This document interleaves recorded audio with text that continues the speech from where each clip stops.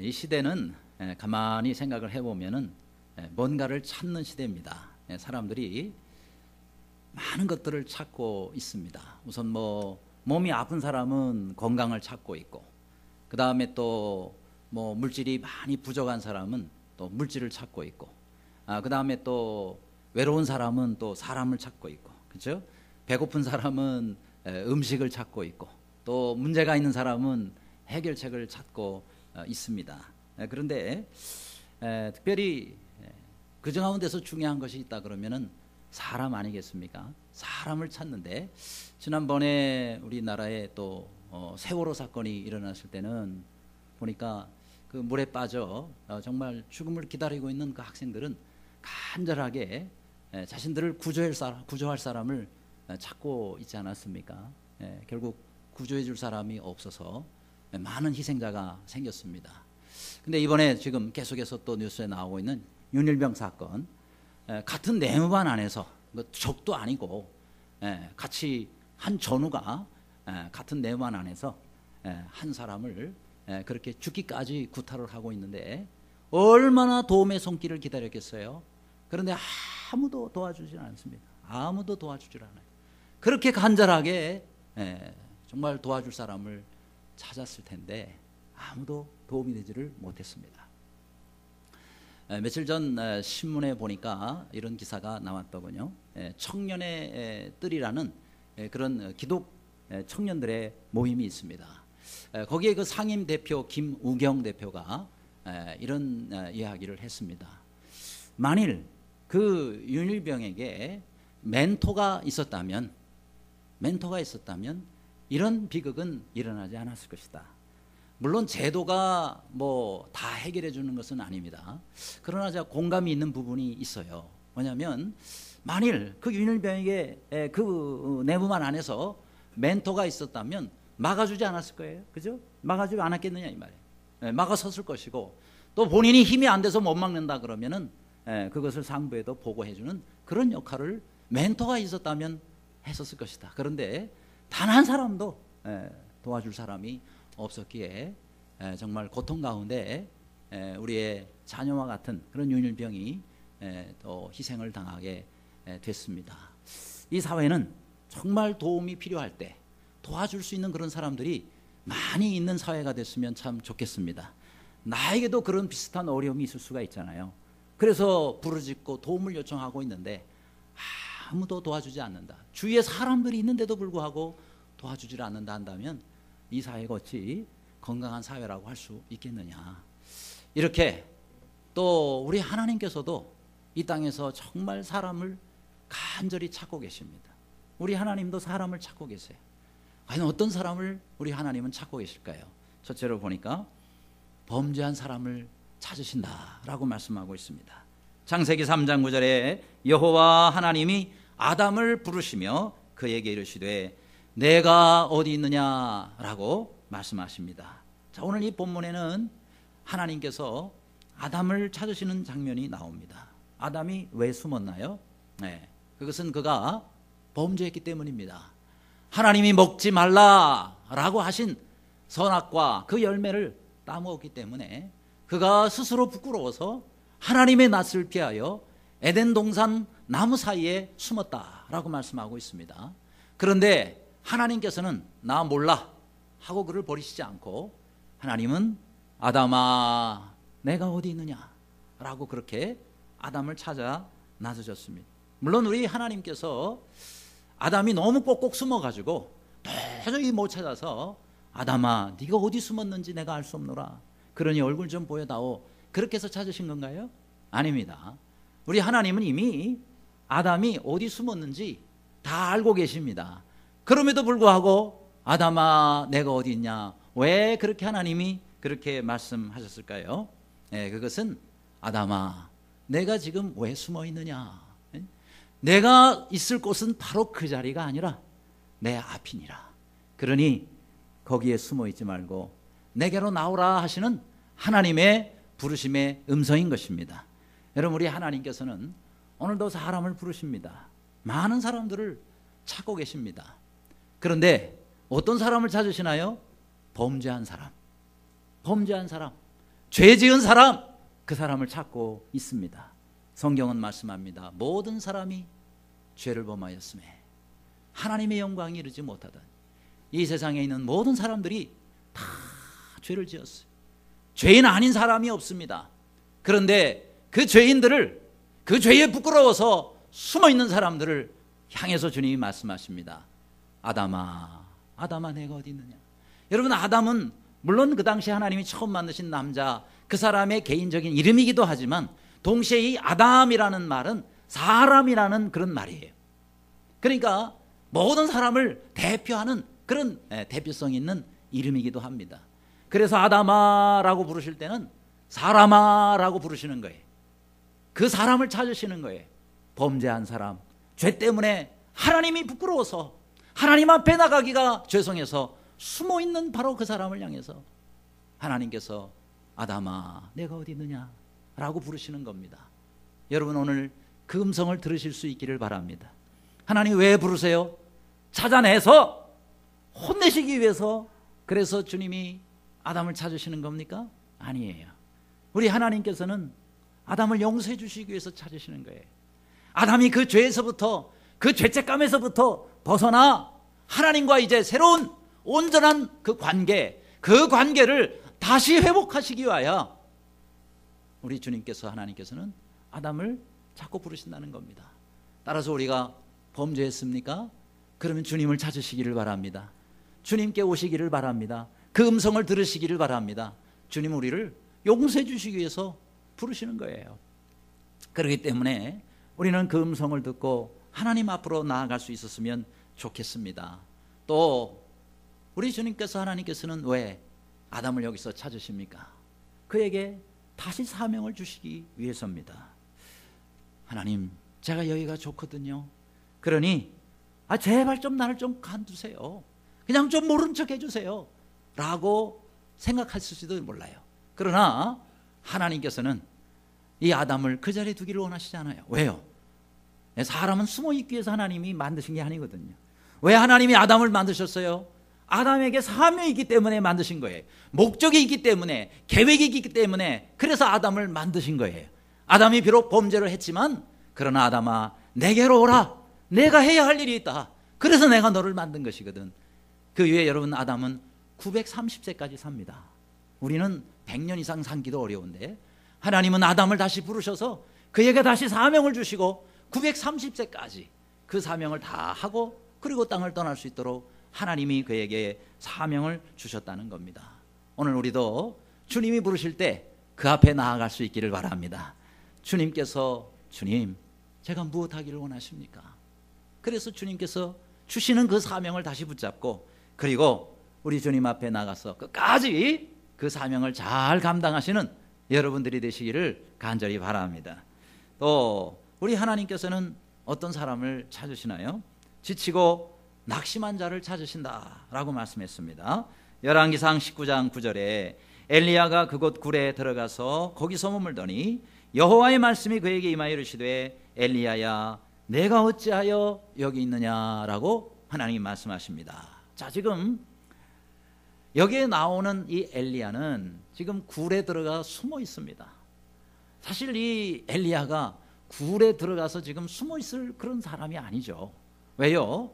그 전에 얼마나 큰 영적 전투에서 대승을 거두었습니까?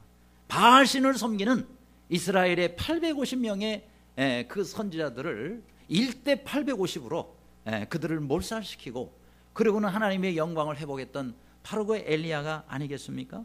그런데 이 엘리야가 지금 어디가 있어요? 저 호렙 산의 그 굴 속으로 들어가 가지고 거기서 날 죽여주소서 이러고 있단 말이에요.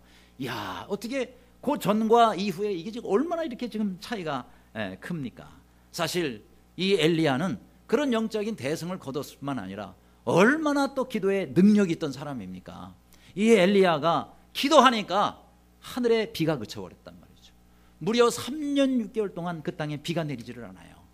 얼마나 하나님께서 이 엘리야의 기도를 능력 있게 사용하십니까? 다시 또 기도하니까 하나님께서 3년 6개월 만에 다시 비를 내려주세요. 그 비가 억수같이 쏟아집니다.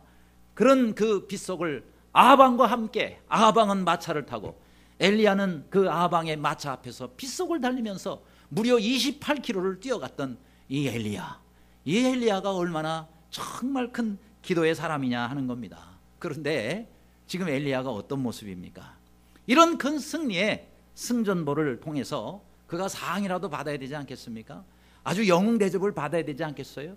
그런데 이 말을 아합 왕으로부터 전해들은 그 나라의 이세벨이라는 아합 왕의 아내 왕비가 말이죠. 이 엘리야 내가 절대 살려두지 않겠다. 내일 이맘때쯤 내가 엘리야를 죽이리라. 이 내용을 듣고는 엘리야가 도망을 합니다. 성경에 보니까 두려워 도망했다 그랬어요. 일어나 그 생명을 위하여 도망하여라고 성경은 표현합니다. 그러니까 너무너무 이세벨이 두려워서 그래서 엘리야는 도망을 합니다. 자, 그러니 얼마나 참 그때의 마음이 비참하겠습니까? 어제의 승리가 정말 오늘의 이런 비참한 모습으로 내가 떨어지다니. 그러면서 어디로 도망가요? 저 밑에 남방의 브엘세바라는 곳으로 도망갑니다. 이 브엘세바는 그러니까 지금 엘리야가 승리를 했었던 바로 그곳에서 무려 220km나 떨어진 곳입니다. 거기까지 걸음만 난설려라 하고 그 다음에 거의 뭐 제대로 먹지도 못하고 거기까지 뛰어서 도망을 한 겁니다. 얼마나 먼 거리에 220km면은.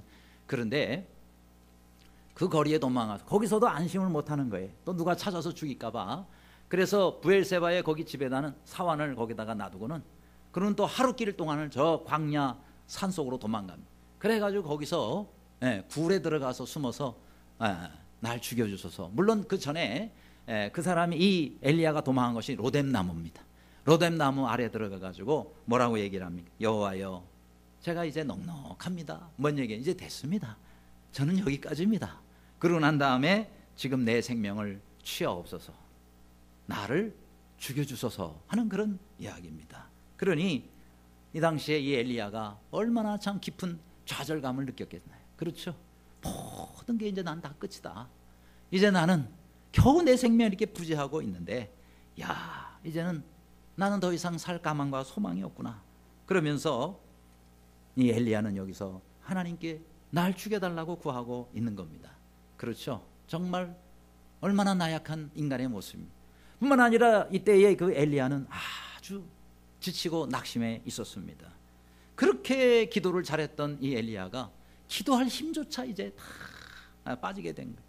영육간에 완전히 탈진한 상태, 그런 상태가 된 겁니다. 거기까지 가면서 아무것도 못 먹었으니 얼마나 힘들고 지쳤겠어요. 차라리 그냥 여기서 팍 죽어버렸으면 하는 그런 마음뿐일 것입니다. 그러면서 4절에 뭐라고 그래요? 나는 내 열조보다 더 낫지 못하니이다. 그 전까지는 이 어떤 열조보다도 내가 더 위대한 일을 하고 내가 얼마나 큰 하나님의 이름에 영광을 올려드렸습니까? 라는 마음을 가지고 있을지 몰라요. 그러나 이제 그 멀리까지 가서 죽음을 구하고 있는 자신의 그 모습을 생각하니까 내가 나은 게 하나도 없구나. 그런 생각을 하면서 나는 내 열조보다 낫지 못하니이다.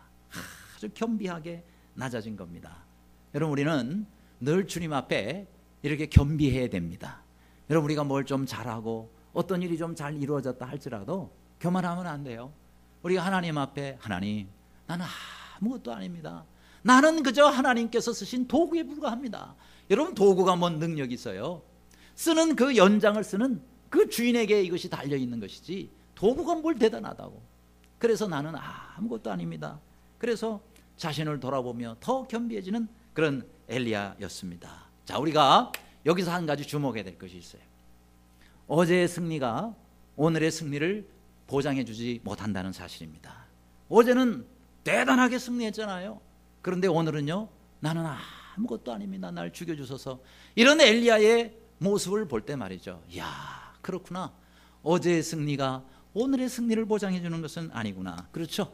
여러분, 어제의 믿음으로 오늘을 살려고 하지 마시고, 어제는 어제의 믿음으로 살으셨나요? 오늘은 오늘의 믿음으로 사시기를 바랍니다. 옛날에 내가 말이야 그러면서 그런 거 가지고 여러분 자랑하거나 그런 거 가지고 살지 마세요. 오늘은 오늘의 믿음이 필요한 것입니다. 여러분, 어제 밥 먹었다고 오늘 안 먹습니까? 어제 세수했다고 오늘은 세수 안 하나요? 어제 만나를 먹었다고 오늘은 만나가 없나요? 하나님께서는 매일매일 광야 생활하는 이스라엘에게 매일매일 아침마다 만나를 내려주셨습니다. 왜요? 그 만나를 먹고 하루하루 새 힘을 얻어 살아야 되기 때문에 영적으로도 똑같습니다. 어제 내가 성경 읽었으니까 오늘은 안 읽어도 되는 거거든 라고 말하지 마십시오. 여러분, 오늘은 오늘의 양식으로 사시기를 바랍니다. 그렇잖아요. 어제 기도했으니까 내가 오늘은 기도가 필요 없습니까? 어제는 어제의 기도에 따라서 하나님이 은혜를 주셨다면 오늘은 우리가 또 오늘에 해당하는 기도를 하나님 앞에 드려야 되는 겁니다. 매일매일 우리는 하나님의 은혜를 입어야 사는 거예요. 매일매일 우리는 하나님이 붙잡아 주셔야 우리는 사는 겁니다.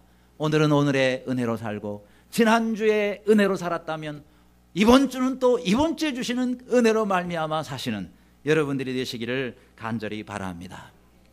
엘리야가 여기서 이걸 깨달은 거예요. 그런데 자, 이때 엘리야가 하나님께서 내가 어찌하여 거기 있느냐라고 물으실 때에 그가 대답한 것이 있어요.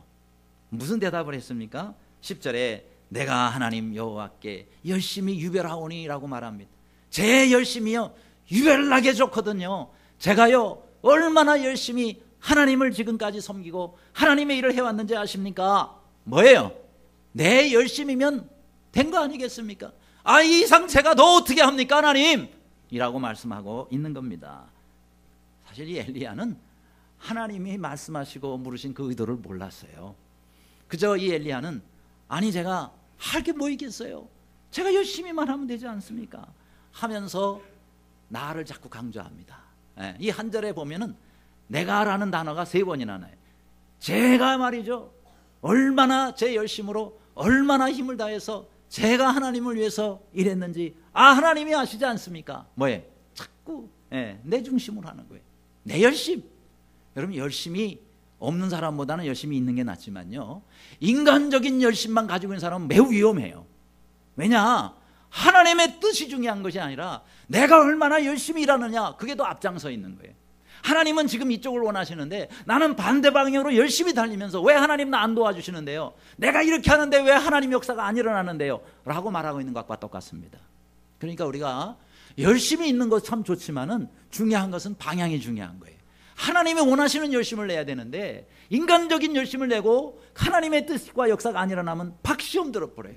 안 해, 나 이제 안 해. 왜? 내가 이렇게 열심히 했는데 뭐야 이게 결과가? 라고 얼마든지 우리가 생각할 수가 있습니다. 그러면서 여기서 내가 이렇게 열심히 유별한데 하나님은 이렇게 왜 나를 이런 모양으로 이런 비참한 모습으로 만드십니까? 라고 말하고 있는 거예요. 여러분, 이 열심히 유별하다라는 이 말씀은 여기 한 군데만 나온 게 아니에요. 여기 10절에도 나오지만 그 뒤에 또 14절에도 또 나옵니다. 내 열심히 유별합니다 라고 얘기를 합니다. 이 부분을 공동 번역으로 어떻게 번역했는가 보니까 이런 뜻으로 번역해. 내가 여호와를 생각하여 가슴에 불이 붙고 있습니다 라는 그런 뜻이에요. 그러니까 내가 얼마나 열심인지요 막 내 가슴에 불이 붙어가지고 얼마나 뜨겁게 내가 주님을 위해서 내가 일한 거고 내가 주님을 위해 섬겼는지 하나님 왜 모르십니까? 그 얘기입니다. 그건 뭐예요? 내가 이렇게 정말 가슴이 불이 붙을 정도로 뜨겁게 주님을 위해서 일했다는 겁니다. 근데 또 하나님이 또 물으세요. 내가 어찌하여 여기 있느냐? 또 물으세요. 그러니까 또 대답합니다. 제가 만군의 여호와 하나님께 열심히 유별납니다. 또 그래요. 뭐라고 하는 얘기죠? 제 열심은 아무도 못 따라옵니다. 나만큼 열심히 있는 사람 있으면 나와보라 그래요 하나님. 그런 얘기죠.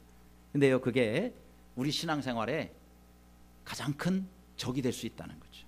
내 열심이 오히려 하나님의 일을 방해하는 그런 적이 될 수 있다는 사실을 우리가 알아야 된다는 거예요. 내 공로를 내세우지 말고 항상 하나님의 뜻을 앞장 세우시는 여러분들이 되시기를 바랍니다. 아까 우리 성가대가 찬양했죠. 주님의 뜻을 이루소서, 그거예요. 그죠? 주님의 뜻을 이루소서. 내 열심으로 내 뜻을 이루려고 하지 말고 주님의 뜻을 이루소서. 하나님 말씀하십니다. 네가 가슴에 그렇게 뜨겁게 불이 나냐? 나는 너보다 더 가슴 속에서 불이 타오느니라. 우리 개역 한글 성경에 보면은 여기서 열심히 유별합니다라는 이 내용이요, 내 열심이 특심이오니라고 그렇게 번역을 했어. 열심히 내가 특심이에요. 그래? 네 열심이 특심이냐? 나는 덕특심이다 라고 하시는 거랑 똑같아요. 네 열심이 특심이면 내 열심은 특특심이다. 또 우리가 하나님의 열정을 어찌 따라갈 수가 있겠습니까? 우리가 하나님의 그 뜨거운 가슴을 어찌 흉내를 낼 수가 있겠습니까? 사람의 열정이 있다 그래도요, 우리는 하나님의 열심을 따라갈 수가 없는, 그거 우리 인정해야 되는 겁니다. 내 열심이 하나님 열심보다 더 뜨겁다고요? 우리가 빨리 그 착각에서 벗어나야 됩니다. 하나님은 나보다 더 이스라엘을 사랑하시고, 그렇죠? 하나님은 나를 사랑하는 것보다 나를 더 사랑하시는 하나님이시라는 사실입니다. 그러니 내가 하나님보다 감히 더 뜨겁게 가슴에서 불이 타오르고 있다고 어떻게 말할 수가 있는, 그거부터 우리 깨달아야 돼요. 야, 내가 이스라엘 사랑한다 그러지만 하나님이 이스라엘을 사랑하는 것에 비해서 나는 아무것도 아니다. 그거 인정해야 우리가 하나님의 뜻을 구할 수가 있는 겁니다. 자, 이제 열심을 내세우다가 안 되니까 이제 핑계 작전으로 나갑니다. 10절에 이는 이스라엘 자손이 주의 언약을 버리고 주의 제단을 헐며 칼로 주의 선조들을 죽였으며 오직 나만 남았거든 그들이 내 생명을 찾아 빼앗으려 하나이다. 무슨 말이에요? 하나님, 이제 큰일 났습니다. 이스라엘 백성들 말이죠, 제단을 헐고 칼로 우리 선지자들을 다 죽였는데요, 이제 나밖에 안 남았거든요. 나밖에 안 남았어. 이제 나까지 죽으면 누가 하나님의 일을 하겠습니까? 이제 나까지 죽으면 이제 이 나라는 끝장입니다. 하나님, 그 얘기는 뭐예요? 하나님, 까딱 실수해서 제가 죽으면 하나님, 누가 이제 하나님을 하겠습니까? 이제 하나님 큰일 났네요 하면서 자기가 걱정을 하고 있는 것. 이게 뭐가 잘못이죠? 하나님이 까딱 실수를 해서 내가 죽으면, 예, 하나님이 문 닫아야 된다는 것처럼 생각하고 있는 거예요. 여러분, 이게 대단히 잘못된 생각이라는 거예요. 왜요? 따라합시다. 하나님은 실수하지 아니하신다. 예, 우리 하나님은요, 실수해가지고 하나님께서 세우신 그 사람을 잃는 그런 분이 아니란 말이죠. 그러니까 우리가 알아야 돼요. 우리 하나님은 실수하지 않는 하나님이시다. 그러니까 지금 엘리야가 이렇게 어려운 가운데 빠져 있는 것은 지금 엘리야를 하나님께서 또 다른 계획 가운데서 그를 부르고 있고 그를 연단하고 있고 그를 깨닫게 하도록 하기 위한 것이고 그를 겸비하여 낮추시기 위하여서 여기까지 오게 하신 것이지, 하나님이 어떻게 하다가 잘못해가지고 엘리야가 지금 그런 지경에 빠진 것이 아니라는 사실입니다. 제가 수년 전에 집에서 새를 기르고 있었어요. 새 2마리. 예, 근데 금화조라고 있습니다. 여기 볼태기쯤에 여기 황금빛으로 좀 난 게 있어요. 그래서 그 새를 금화조래. 근데 그 금화조는 굉장히 예민한 새예요. 온도의 변화에 아주 예민하고, 그래서 키우기가 좀 까다롭다고 해요. 그걸 뭘 알아서 해야죠. 모르고 샀는데 어쨌든 잘 키우다가 바로 이제 요때 시절이었어요. 요런 8월 달쯤 된 것 같아요. 제가 이제 그 교회로 출근을 하는데 그날 날이 굉장히 덥다는 사실을 알고 이 새 장을 안으로 드러났어야 되는데 그거를 깜빡하고 베란다에다 그냥 놓고 출근했단 말이에요. 그런데 그날따라 햇빛이 너무너무 뜨겁게 했어요. 그러니까 햇빛이 뜨거우니까 뜨거운 온도에 애들이 그만 죽어버리고 말았어요. 집에 돌아보니까 금화조 2마리가 다 죽어 있는 거예요. 뜨거운 열 때문에. 야, 내가 참 실수했구나. 그렇죠? 아무리 신경을 써도요, 사람이 한 번 실수로 그렇게 새들이 죽더라고요. 그런데요, 여러분, 우리 사람은 실수해서 내 실수로 내가 죽을 수도 있고 남도 죽일 수가 있어요. 실수로. 그러나 여러분, 우리 하나님은 실수하지 않는 하나님이십니다. 사람은 실수할 수 있어요. 그러나 우리 하나님은 실수하지 않는다. 믿으시기를 바랍니다. 그러니까 우리가 해야 할 일은 하나님을 의지하되 끝까지 의지해야 되는 거예요. 그런데 엘리야는 환경 탓만 하고 있는 거예요. 하나님, 저 더 이상 이런 상황이에요? 저 선지자 노릇 이제 못합니다. 저들은 나를 죽이려고 그러죠. 내가 뭔 힘이 있습니까? 환경은 안 따라주죠. 하나님 뭐 특별하게 도와주시는 것도 없는 것 같죠. 그러니 하나님 저 못하겠습니다 하고 이스라엘 백성들에게 핑계를 두고 하나님께 핑계를 대고 지금 그러고 있는 겁니다. 근데 창세기 3장에도 비슷한 아담의 모습이 나옵니다. 하나님 먹지 말라 하신 선악과를 아담이 따먹었잖아요. 그래서 하나님이 어찌하여 내가 이것을 먹었느냐라고 그러니까 뭐라고 얘기를 해요? 아까 우리 창세기 3장에 읽은 대로 하나님께서 내게 만들어주신 보내주신 저 여자 때문에 제가 선악과를 따먹었지 않았습니까? 그건 뭐예요? 하나님도 공범 중에 한 분입니다. 이런 얘기하고 살린 바가 틀린 바가 없는 겁니다. 그렇죠? 아니 제가 그냥 뭐 유혹이 돼서 또 제 아내가 또 그래서 뭐 이런 정도까지 나가면 좋은데 하나님을 끌고 들어옵니다. 하나님이 만들으셔서 제가 언제 달라 그랬어요? 하나님이 만드셔서 제게 보신 저 여자 때문에 제가 이렇게 먹게 됐습니다.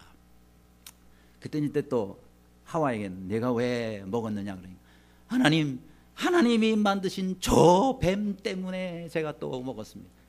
자꾸 이렇게 핑계를 대는 겁니다. 그렇죠? 여러분 그 핑계가 하나님 앞에서 통하지는 않겠죠. 우리는 하나님 앞에 이런 핑계를 대면 안 됩니다. 하나님께서 과연 나를 왜 이런 환경 가운데 두셨는가? 나를 왜 여기까지 보내셨는가? 하나님의 뜻을 찾으면 되는 거예요. 그러면 우리가 거기서 답을 얻을 수가 있어요.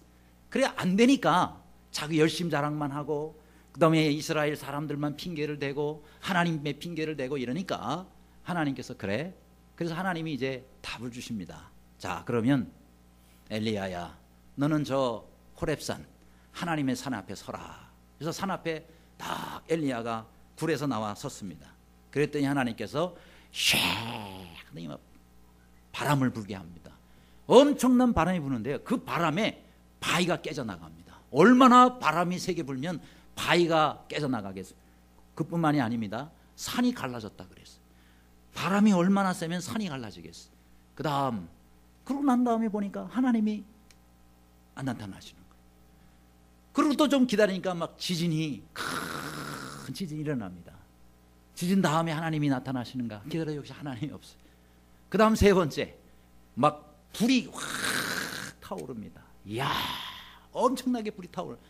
이야 이 불 다음에 하나님이 나타나시고 역시 하나님이 불 다음에도 나타나지 아니하세요. 그런데 한참 지난 다음에 아무 현상도 없는데 아주 세미한 소리가 들려옵니다. 하나님은 그 세미한 소리 가운데 나타나셨어요. 할렐루야.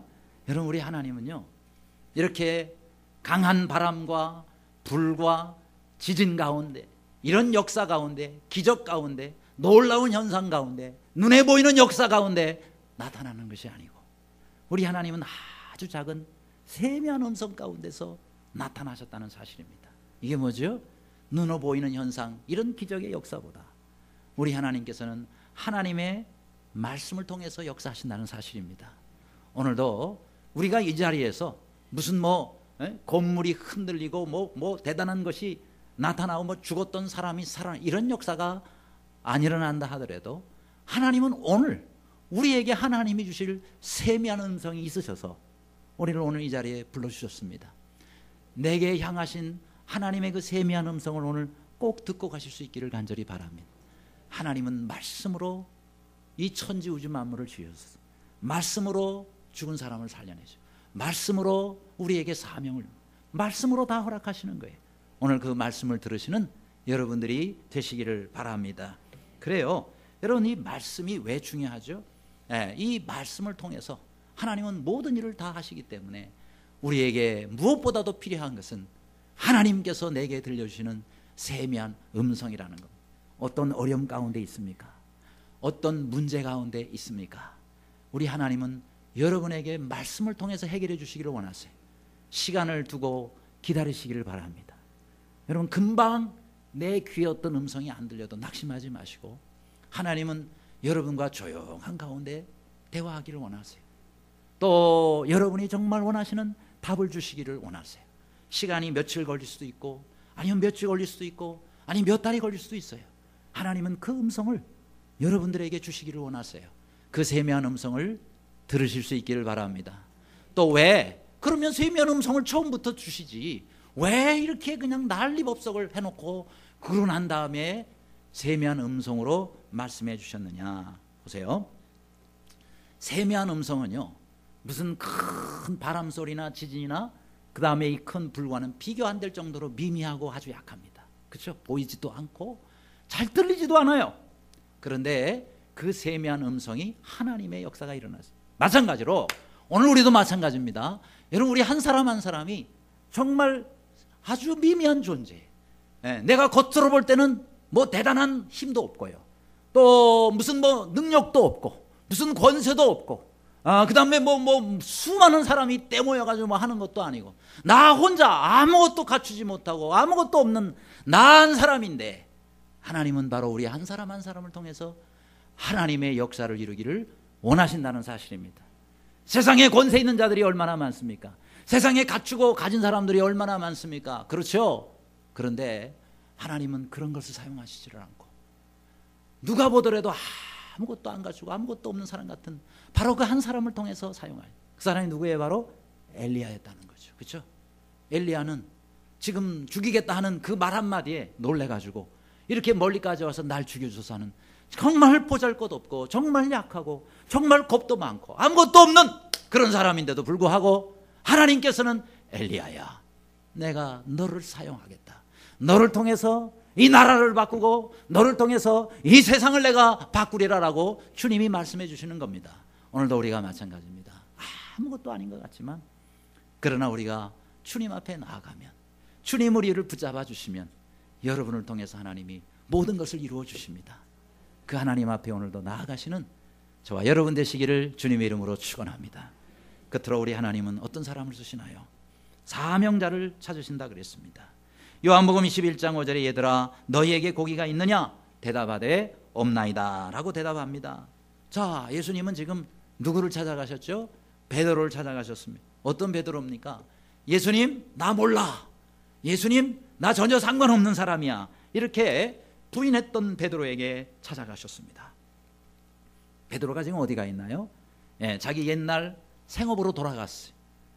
그는 어부였기 때문에 물고기 잡는 생업으로 돌아갑니다. 그런 사람에게 예수님이 찾아가서 너희에게 고기가 있느냐 라고 물어보시는 겁니다.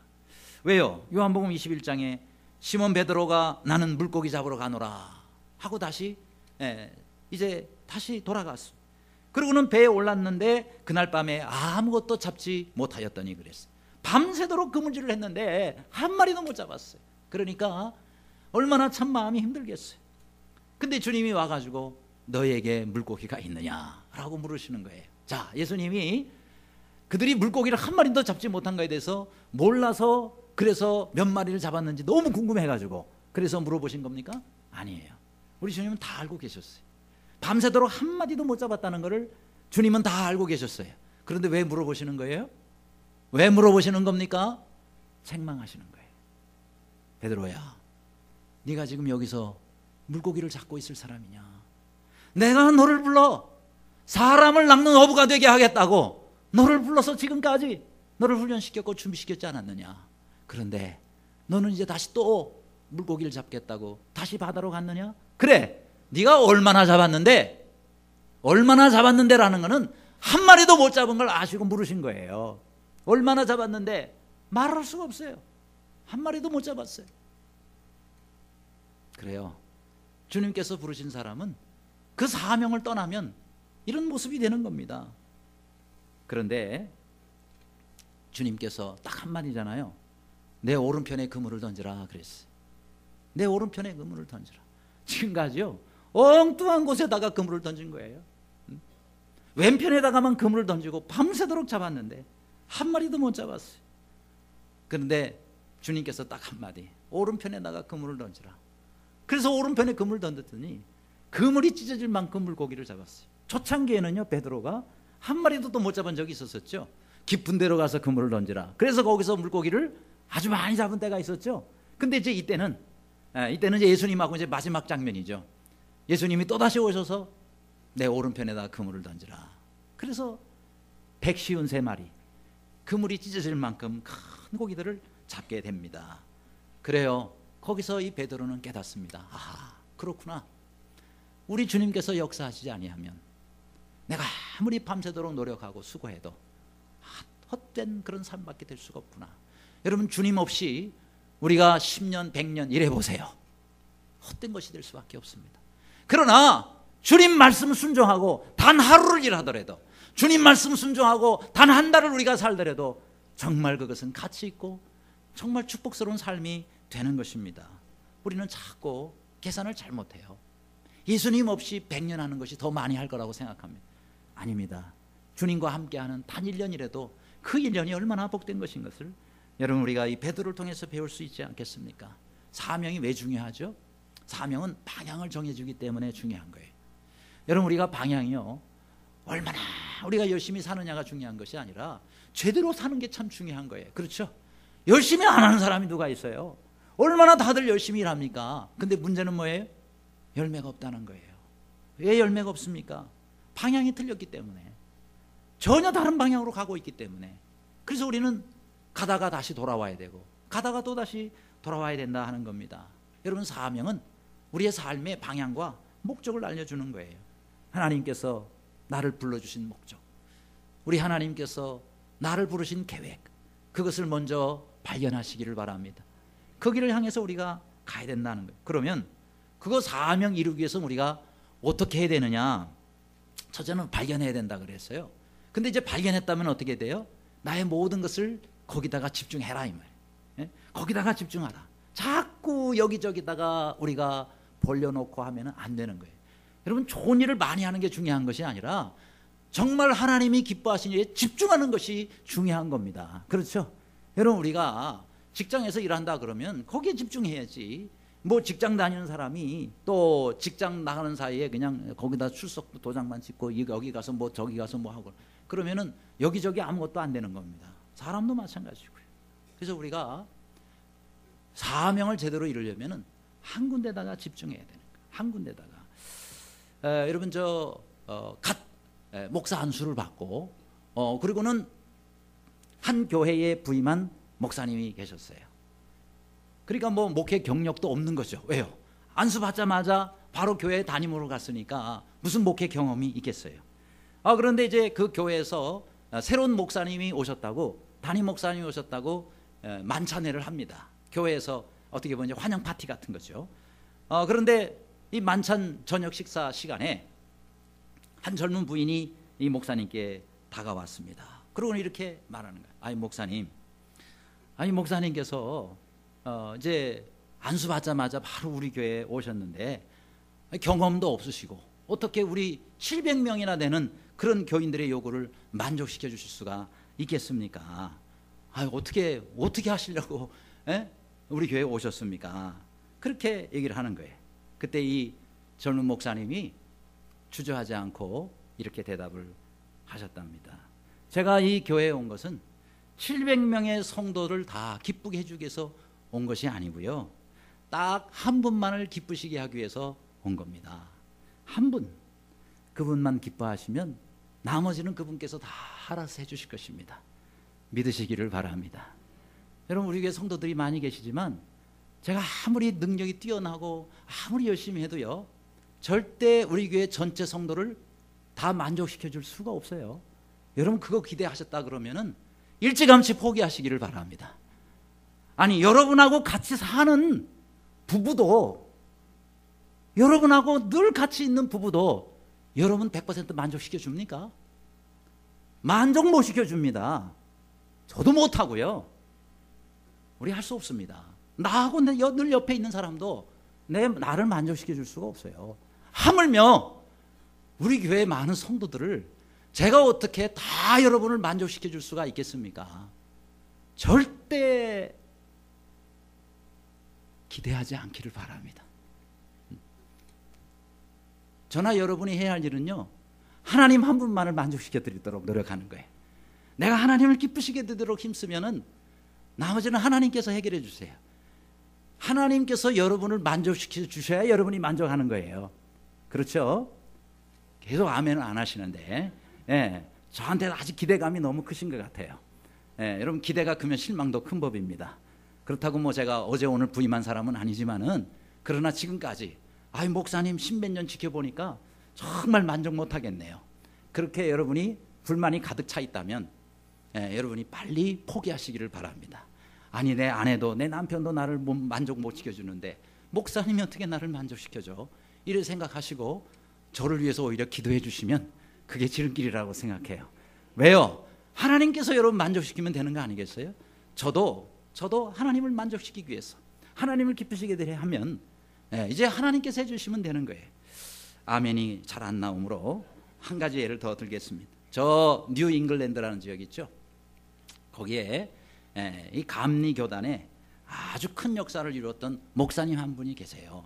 근데 그 목사님이 참 열심히 스테픈 올린이라는 목사님인데 정말 열심히 목회를 했어요. 그런데 목회를 해도 성도들이 변화가 없는 거예요. 아무리 주일날 책상 두드려가며 설교를 해도 성도들이 변화가 없는 거예요. 뿐만 아니라 교회가 부흥이 안 돼요. 교회라도 좀 부흥이 되면 위로가 되겠는데 계속 열심히 목회를 해도 교회 부흥도 안 되고, 부흥이 안 되니까 목회자가 얼마나, 여러분 교회가 부흥이 안 되면 담임 목회자가 제일 힘듭니다. 그런데 얼마나 힘들어요. 그러니까 목사님이 할 일이 뭐가 있겠어요? 금식기도 하는 거예요. 하나님 앞에 주여 막 금식기도 해도 마찬가지예요. 성도들도 변화가 안 되고 부흥도 안 되고 진이 다 빠져버렸어요.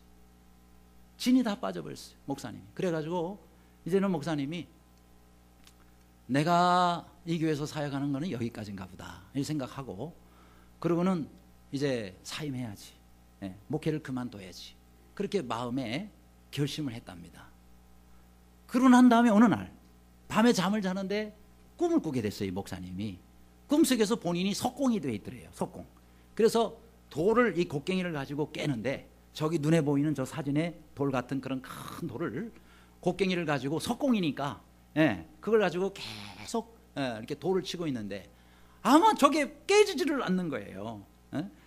그래서 아유, 내가 이렇게 죽으라고 쳐도 아무 소용이 없구나, 나 이제 간도해야지, 이렇게 이제 생각을 하고 있는데 옆에 어느 아주 중후하게 생긴 나그네 한 명이 지나가더래. 지나가면서 너는 이 일을 하나님께로부터 받지 않았느냐, 이렇게 묻더래요. 예, 하나님께로부터 받았습니다. 그랬더니 왜 그러면 이 일을 그만두려고 하느냐, 또 그렇게 묻더래요. 그래서 아무리 해도 이거 뭐 결과도 안 나타나고 깨지지도 않고 그래서 그만두려고 합니다 라고 얘기를 했다는 거예요. 그랬더니 그 나그네가 그러더랍니다. 바위가 깨지든 깨지지 않든 너의 임무는 계속해서 두들기는 것이다. 계속해서 두들기는 것이다.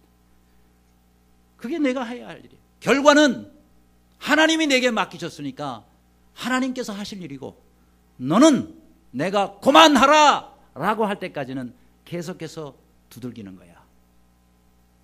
거기서 깨달았다는 거야. 아하, 그렇구나. 나는 내가 원하는 시간에, 내가 원하는 때에 이것이 깨지기를 원했는데 깨지지 않으니까 지쳐가지고 그만두려고 그랬는데, 내가 해야 할 일은 깨지든 않든 계속해서 두들기는 것이구나.